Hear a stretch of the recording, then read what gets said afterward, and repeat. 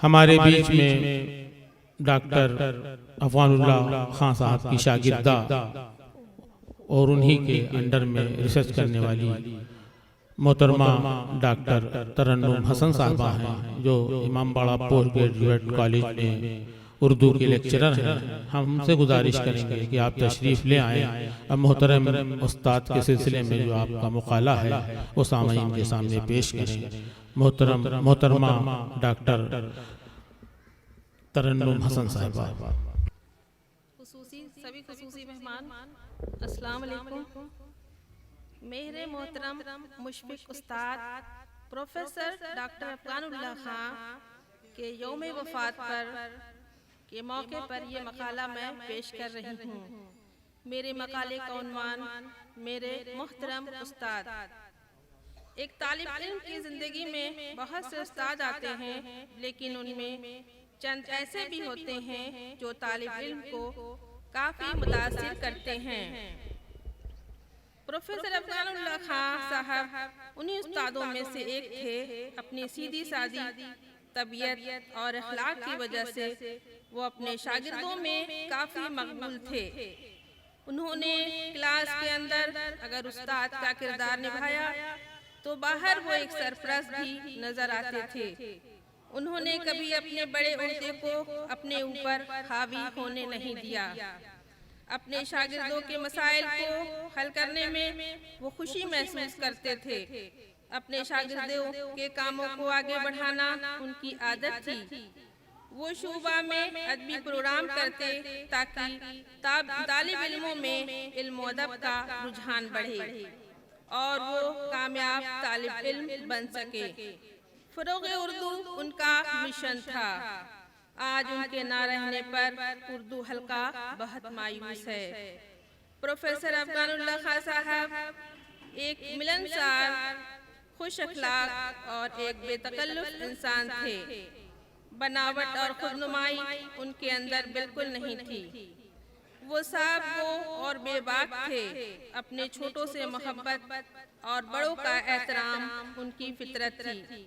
یہی وجہ ہے کہ ان کا حلقہ احباب بہت وسیع اور ان سے محبت کرنے والوں کی تعداد بہت زیادہ تھی۔ ان کی ملنساری اور خوش اخلاقی کا یہی نتیجہ تھا کہ ان کے دور میں گورکھپور یونیورسٹی کا شعبہ اردو یونیورسٹی شعبوں کے اساتذہ کے لیے مرکز بن گیا۔ مشرقی اتر پردیش میں اردو زبان کی ترویج و ترقی میں ان کے کردار و عمل کو کبھی نظر انداز نہیں کیا جا سکتا۔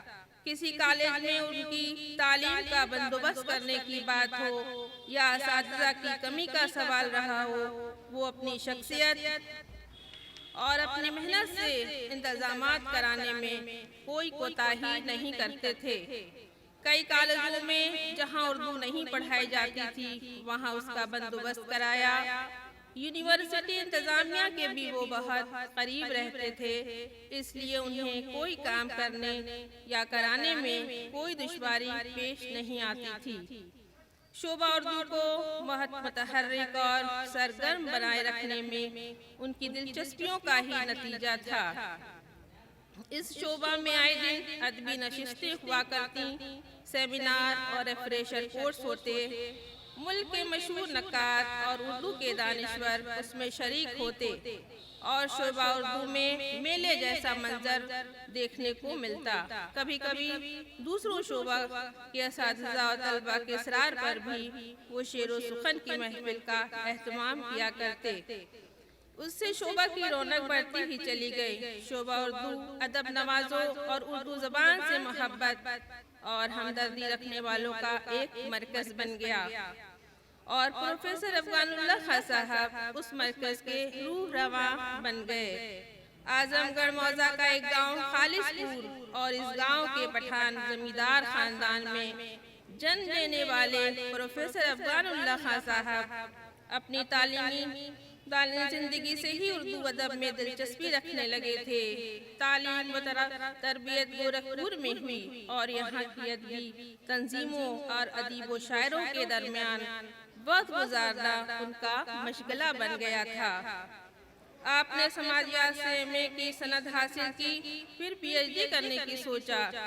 انہیں رگھوپتی سہائے گورکھپور پر ریسرچ کرنے کو کہا گیا۔ فراق گورکھپوری پر ریسرچ کرنا کوئی معمولی بات نہیں تھی۔ فراق صاحب سے بار بار ملتے، ان کی شاعری اور ان کے حالات زندگی سے واقفیت حاصل کرتے۔ کافی محنت کے بعد جب انہوں نے فراق صاحب پر اپنا مقالہ پیش کیا تو کافی پذیرائی ہوئی۔ پھر تو یہیں سے آگے بڑھتے رہے اور مڑ کر پیچھے نہیں دیکھا۔ شعبہ اردو میں لیکچرر ہوئے اور پروفیسر اور صدر شعبہ اردو بنے۔ اس دوران انہوں نے شعبہ اردو کو چمکانے اور سنوارنے میں پوری دلچسپی سے کام کیا۔ تحقیقی ادبی مضامین لکھنا ان کی عادت بن گئی۔ پڑھنے لکھنے اور قیمتی نایاب کتابوں کی تلاش ان کا شوق تھا۔ یونیورسٹی میں آنے کے بعد ہی انہوں نے انجمن ترقی پسند مصنفین کی شاخ قائم کیا اور بحیثیت سیکریٹری وہ اس انجمن کو سرگرم اور متحرک بنانے میں زبردست محنت کی۔ پروفیسر افغان اللہ خان صاحب 30 نومبر 1980 کو شعبہ اردو میں لیکچرر ہوئے۔ 1995 میں وہ ریڈر بنائے گئے۔ دوران ملازمت اختر بستوی کا 10 جون 1995 کو انتقال ہو گیا۔ ان کے انتقال کے بعد افغان اللہ صاحب 11 جون 1998 سے صدر شعبہ بنائے گئے۔